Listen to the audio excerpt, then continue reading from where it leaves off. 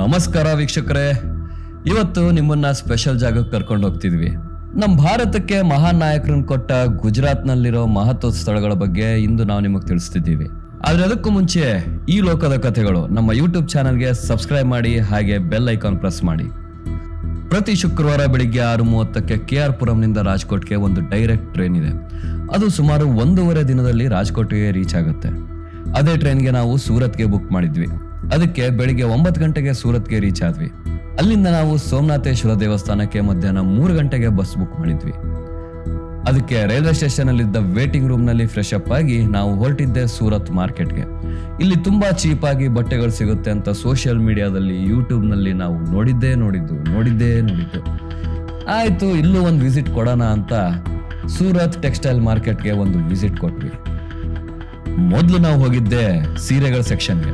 ಹೌದು ವೀಕ್ಷಕರೇ, ನಿಜವಾಗ್ಲೂ ಹೇಳ್ತೀನಿ, ಅಲ್ಲಿ ನಿಜವಾಗ್ಲೂ ಕಡಿಮೆ ಬೆಲೆಯಲ್ಲೇ ಇತ್ತು. 100 ರೂಪಾಯಿ ಸೀರೆಯಿಂದ ಹಿಡಿದು 500 ರೂಪಾಯಿ ಸೀರೆವರೆಗೂ ಇತ್ತು. ಆದ್ರೆ ಟ್ವಿಸ್ಟ್ ಏನ್ ಗೊತ್ತಾ, 1-2 ಪೀಸ್ ಕೊಡಲ್ಲ, 30 ಪೀಸ್ ಮಿನಿಮಮ್ ತಗೊಳ್ಳೇಬೇಕು. ಇದು ನಮ್ಮಿಂದ ಎಲ್ಲ ಆಗಲ್ಲ. 30 ಪೀಸ್ ತಗೊಂಡು ಏನ್ ಮಾಡೋದು ಅಂತ ನಾವು ಅಲ್ಲಿಂದ ಚೂಡಿದಾರ್ ಸೆಕ್ಷನ್ಗೆ ಹೋದ್ವಿ. ಅಲ್ಲಿನ ರೇಟ್ ಕೇಳಿದ್ರೆ ನಮಗೆ ನಿಜವಾಗ್ಲೂ ಶಾಕ್ ಆಯ್ತು. ನಮಗಿಲ್ಲಿ ಬೆಂಗಳೂರಲ್ಲಿ 1000-2000ಕ್ಕೆ ಸಿಗೋ ಚೂಡಿದಾರ್ಗಳು ಅಲ್ಲಿ ಬರೀ 300 ರೂಪಾಯಿ 500 ರೂಪಾಯಿ ಮಾತ್ರ ವೀಕ್ಷಕರೇ. ಆದ್ರೆ ಅಲ್ಲೂ ಕೂಡ ಅಷ್ಟೇ, 1-2 ಪೀಸ್ ಕೊಡಲ್ಲ, ತಗೊಂಡ್ರೆ ಮಿನಿಮಮ್ 30 ಪೀಸ್ ತಗೋಬೇಕು. ಆಯ್ತು ಬಿಡಪ್ಪ, ಇದು ನಮ್ಮಿಂದ ಆಗಲ್ಲ, ಇನ್ನೇನ್ ಮಾಡೋದು, ನಮಗೊಂದು ಅಟ್ಲೀಸ್ಟ್ 100 ರೂಪಾಯಿ 200 ರೂಪಾಯಿ ಟೀ ಶರ್ಟ್ ಏನಾದ್ರು ಸಿಗುತ್ತಾ ಅಂತ ನಾವು ಹುಡುಕೊಂಡು ಜೆಂಟ್ ಸೆಕ್ಷನ್ಗೆ ಹೋದ್ವಿ. ಆದ್ರೆ ಇಲ್ಲೇನು ಅಂದ್ರೆ ನಮಗೆ ಟೀ ಶರ್ಟ್ ರೆಡಿಮೇಡ್ ಸಿಗೋದಿಲ್ಲ. ಇಲ್ಲಿ ಸಿಕ್ಕರೆ ಬಟ್ಟೆ ಪೀಸ್ಗಳು ಮಾತ್ರ ಸಿಗೋದು. ರೆಡಿಮೇಡ್ ಎಲ್ಲಿ ಸಿಗುತ್ತಪ್ಪ ಅಂತ ಕೇಳಿದ್ರೆ ಅವರು ಬರೀ ಮುಂಬೈ, ಡೆಲ್ಲಿ ಅಲ್ಲಿ ಮಾತ್ರ ಸಿಗೋದು ನಿಮ್ಗೆ ಹೋಲ್ಸೇಲ್ನಲ್ಲಿ. ಇಲ್ಲಿ ಬರೀ ಬಟ್ಟೆ ಪೀಸ್ಗಳು ಸಿಗೋದು. ಗಂಡ್ಮಕ್ಳಿಗಿಂತ ಹೆಚ್ಚಾಗಿ ಹೆಣ್ಮಕ್ಳದೇ ಇಲ್ಲಿ ಹೋಲ್ಸೇಲಲ್ಲಿ ಸಿಗೋದು ಅಂತ ಹೇಳಿದ್ರು. ಸರಿ ಆಯ್ತು, ಅಲ್ಲೇ ಒಂದು ಯಾವುದೋ ಬಟ್ಟೆ ಪೀಸ್ ಅಂಗಡಿ ಇತ್ತು, ಅದೇ ಸೂರತ್ ಟೆಕ್ಸ್ಟೈಲ್ ಮಾರ್ಕೆಟಲ್ಲಿ. ಆ ಬಟ್ಟೆ ಪೀಸ್ ಅಂಗಡಿಗೆ ಹೋದ್ವಿ. ಅಲ್ಲಿನೂ ಸೂಪರ್ ಆಗಿದ್ವು. ಬಟ್ ಇಲ್ಲಿ ಒಂದು ನಮಗೆ ಬೆಸ್ಟ್ ಆಗಿದ್ದೇನಪ್ಪ ಅಂದ್ರೆ, ಗಿಫ್ಟ್ ಪ್ಯಾಕಿಂಗ್ ತರ ಒಂದಿಷ್ಟು ಪ್ಯಾಕ್ಗಳನ್ನ ಮಾಡಿಟ್ಟಿದ್ರು ಬಟ್ಟೆ ಪೀಸ್ಗಳದ್ದು. ಇಲ್ಲಿ 30-40 ಪೀಸ್ ತಗೊಳ್ಳೋ ಅವಶ್ಯಕತೆ ಇಲ್ಲ, 1-2 ಪೀಸ್ ತಗೋಬಹುದು. ಅದಕ್ಕೆ ನಾವು 300-350 ರೂಪಾಯಿದು 1-2 ಸೆಟ್ ಅನ್ನ ತಗೊಂಡು ಅಲ್ಲೇ ಪ್ಯಾಕ್ ಮಾಡಿಸಿ, ಇನ್ನೇನು ಟೈಮ್ ನೋಡ್ಬೇಕು. ಟೈಮ್ ಆಲ್ರೆಡಿ 2 ಗಂಟೆಗೂ 3 ಗಂಟೆಗೆ ನೋಡಿದ್ರು ನಮ್ಮ ಬಸ್ಸು.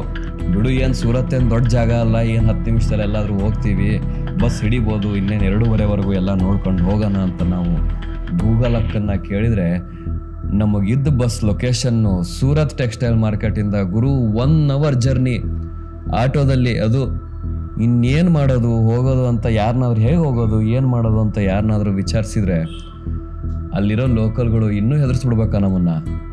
ಗುರು ಇದು ತುಂಬಾ ದೂರ ಇದೆ, ಬಹುತ್ ದೂರ ಹೈ ಸಾಬ್, ಬಹುತ್ ಟ್ರಾಫಿಕ್ ಹೋತಾ, 1 ಗಂಟೆ ಅಥವಾ ಮಿನಿಮಮ್ ಲಗೇಗ ಅಂತ ಹೇಳಿ ಶಾಕ್ ಕೊಟ್ಬಿಡ್ಬೇಕಾ. ಸರಿ ಆಯ್ತು, ಇನ್ನೇನು 3 ಗಂಟೆಗೆ ಬಸ್ಸು, ಬೇಗ ಹೋಗೋಣ ಅಂತ ಹೇಳಿ ಅಲ್ಲೇ ಇದ್ದವರೊಬ್ರು ಹೆಲ್ಪ್ ತಗೊಂಡು ಆಟೋ ಬುಕ್ ಮಾಡಿ ನಮ್ಮನ್ನ ಬಾಯ್ ಅಂತ ಹೇಳಿ ಕಳಿಸ್ಕೊಟ್ರು. ಗೊತ್ತಿಲ್ಲದೆ ಇರೋ ಊರಲ್ಲಿ ಬಸ್ ಮಿಸ್ ಆದ್ರೆ ಏನು ಅಂತ ಗೂಗಲ್ ನಮ್ಮನ್ನ ಚೆಕ್ ಮಾಡ್ಕೊಂಡು ಹೋದ್ರೆ ಅಲ್ಲಿ ಬಸ್ಸೇ ನಮಗಿಂತ 15 ನಿಮಿಷ ಲೇಟ್ ಆಗೋಯ್ತು.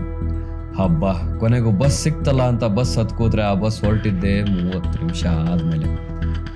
ಅಲ್ಲಿಂದ ಜರ್ನಿ ಪೂರ್ತಿ ಸೋಮನಾಥೇಶ್ವರದ ಬಗ್ಗೆ ಮಾತಾಡ್ಕೊಂಡು ನಾವು ಹಾಯಾಗಿ ಹೋದ್ವಿ. ಸೋಮನಾಥೇಶ್ವರ ದೇವಸ್ಥಾನ ಇದು ಸೂರತ್ತಿಂದ ಅಂದಾಜು 10 ಅವರ್ ಜರ್ನಿ ದೂರದಲ್ಲಿರೋ ದೇವಸ್ಥಾನ.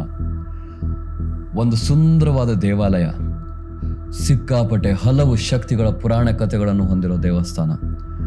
ನಮ್ಮ ಲಯಕಾರಕ ಶಿವನ 12 ಜ್ಯೋತಿರ್ಲಿಂಗಗಳಲ್ಲಿ ಮೊದಲನೆಯದು ಶ್ರೀ ಸೋಮನಾಥ ದೇವಾಲಯ. ಈ ದೇವಾಲಯವನ್ನು ನಿರ್ಮಾಣ ಮಾಡಿದವರು ನಮ್ಮ ಚಂದ್ರದೇವ. ಹೌದು, ಹೇಗೆ ಗೊತ್ತಾ, ಬನ್ನಿ ತಿಳಿಸ್ತೀನಿ. ಗುಜರಾತ್ನ ವೆರಾವಲ್ ಬಳಿ ಅರೇಬಿಯನ್ ಸಮುದ್ರದ ತೀರದಲ್ಲಿರುವುದೇ ಸೋಮನಾಥೇಶ್ವರ ದೇವಸ್ಥಾನ.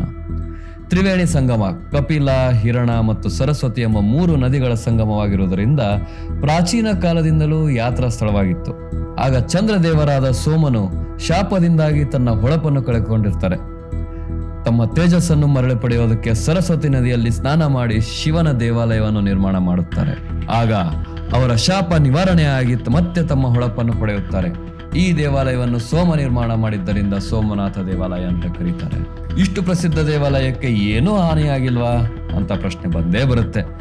ನಮ್ ಜನ ಬಿಡ್ತಾರಾ? ಇದು ಬಂದೇರಿನ ತೀರದಲ್ಲಿರೋದ್ರಿಂದ ವ್ಯಾಪಾರಕ್ಕಂತ ಬಂದ ಎಷ್ಟೋ ಸುಲ್ತಾನರುಗಳು ದೇವಸ್ಥಾನವನ್ನ ನಾಶ ಮಾಡಲು ಪ್ರಯತ್ನ ಮಾಡಿದರು. ಅದರಲ್ಲಿಯೂ ಗಜನಿಯ ಮೊಹಮ್ಮದನು ದಾಳಿ ಮಾಡಿ ಅಲ್ಲಿದ್ದ ಚಿನ್ನಾಭರಣಗಳನ್ನ ಲೂಟಿ ಮಾಡಿದ್ದು ಅಲ್ಲದೆ ದೇವಾಲಯವನ್ನು ನಾಶ ಕೂಡ ಮಾಡಿದ. 19ನೇ ಶತಮಾನದಲ್ಲಿ ಭಾಗಶಃ ದೇವಾಲಯ ಮಸೀದಿಯಾಗಿ ಪರಿವರ್ತಿಸಲಾಗಿತ್ತು. ಆದ್ರೆ ನಮ್ಮ ಪುರಾತತ್ವಕಾರರು ಈ ಜಾಗದಲ್ಲಿ ಹಲವಾರು ಉತ್ಖನನ ಮಾಡಿ ಇಲ್ಲಿ ಶಿವನ ಮೂಲ ಹಾಗೆ ಲಿಪಿಗಳನ್ನು ಸಂಗ್ರಹಿಸಿ ಸರ್ಕಾರಕ್ಕೆ ಒಪ್ಪಿಸಿದ್ರು. ನಂತರ 11ನೇ ಮೇ 1951ರಂದು ಭಾರತದ ರಾಷ್ಟ್ರಪತಿ ರಾಜೇಂದ್ರ ಪ್ರಸಾದ್ ಅವರು ಮುನ್ನಿಯವರ ಆಹ್ವಾನದ ಮೇರೆಗೆ ದೇವಾಲಯದ ಪ್ರತಿಷ್ಠಾಪನಾ ಸಮಾರಂಭವನ್ನು ನೆರವೇರಿಸಿದ್ರು.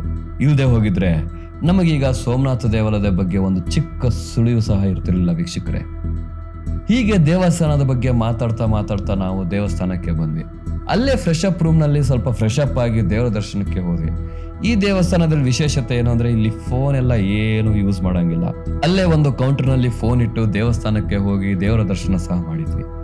ಅಲ್ಲಿರೋ ದೇವಸ್ಥಾನದ ವಾಸ್ತುಶಿಲ್ಪ ಸಹ ಸೂಪರ್ ಅಂದ್ರೆ ಸೂಪರ್ ಆಗಿತ್ತು. ದೇವರ ದರ್ಶನ ಸಹ ಬೇಗ ಮುಗಿದು ಅಲ್ಲೇ ಸ್ವಲ್ಪ ಹೊತ್ತು ಸಮಯ ಕಳೆದು ನಾವು ಹೊರಟಿದ್ದೆ ಪಕ್ಕದಲ್ಲಿರೋ ಅರಬ್ಬಿ ಸಮುದ್ರ ನೋಡೋದಕ್ಕೆ. ಅರಬ್ಬಿ ಸಮುದ್ರ ಎಂಟ್ರಿ ಆಗ್ತಿದ್ದಂಗೆ ನಮಗೆ ಅಲ್ಲಿ ಕಾಣಿಸಿದ್ದು ಸೈಕಲ್ ಸ್ಟ್ಯಾಂಡ್. ಅಲ್ಲಿಂದ ಒಂದು ಸೈಕಲ್ ಸವಾರಿ 1 ಗಂಟೆಗೆ 20 ರೂಪಾಯಿ ಇತ್ತು. ಇಲ್ಲಿಗೆ ಬಂದು ಹೇಗೆ ಹಾಗೆ ಹೋಗೋದು ಅಂತ ಸೈಕಲ್ ತಗೊಂಡು ರೌಂಡ್ ಹೋದ್ವಿ. ಅರಬ್ಬಿ ಸಮುದ್ರ ನೋಡ್ಕೊಂಡು ಸೈಕಲ್ ಹೊಡೆಯೋ ಮಜಾನೇ ಬೇರೆ. ಹಾಗೆ ಖುಷಿಯಾಗಿ ಅಲ್ಲಿ ಒಂದು ರೌಂಡ್ ಹಾಕಿ ಫೋಟೋ ವಿಡಿಯೋ ಮಾಡಿಕೊಂಡು ನಾವು ಆಮೇಲೆ ಎಲ್ಲಿಗೆ ಹೋಗೋದು ಅಂತ ಡಿಸೈಡ್ ಮಾಡಿದ್ದು ದ್ವಾರಕಾ ಹೋಗೋದಕ್ಕೆ. ಅಲ್ಲಿಂದ ಕೇವಲ ಅರ್ಧ ಗಂಟೆಯಲ್ಲಿ ನಮಗೆ ದ್ವಾರಕಾಗೆ ಬಸ್ ಸಿಕ್ತು. ಇನ್ನು ದ್ವಾರಕಾ ಅಲ್ಲಿಂದ 8 ಅವರ್ ಜರ್ನಿ. ಆ 8 ಅವರ್ ಜರ್ನಿನಲ್ಲಿ ಏನೇನು ಮಾಡಿದ್ವಿ, ದ್ವಾರಕಾಗೆ ಹೋಗಿ ಏನೇನು ಮಾಡಿದ್ವಿ, ಅಲ್ಲಿ ಏನೇನಿತ್ತು ಅನ್ನೋದನ್ನೆಲ್ಲ ನಿಮಗೆ ನೆಕ್ಸ್ಟ್ ಎಪಿಸೋಡ್ನಲ್ಲಿ ತಿಳಿಸ್ಕೊಡ್ತೀವಿ. ಸೊ ಅಲ್ಲಿವರೆಗೂ ನೋಡ್ತಾ ಇರಿ ಈ ಲೋಕಲ ಕಥೆಗಳು.